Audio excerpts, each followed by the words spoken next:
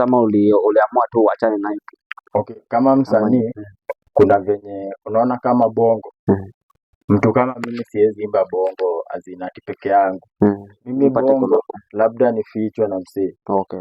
Tuseme wewe unaimba bongo. Sasa uniambie niko na ngoma fulani nataka tufanye.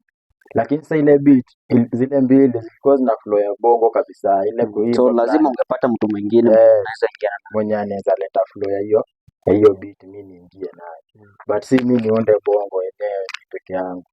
Unaona? Juu mimi nimezoea naweza trap. Naona mabongo mingi zinataka kuimba. Naona sasa singewezana nazo. Okay, apart from bongo ni gani tena umeimba? Mimi ndio nimekwambia nimepiga dancehall. Niko na dancehall inaenda ikoaje sasa hii so far? Dancehall ziko fiti. Sasa hii kwanza ndio zinarori sasa hii. So dancehall ndio uko sana unapiga sana. Nimepiga bado urban gospel. Nimeona Pray.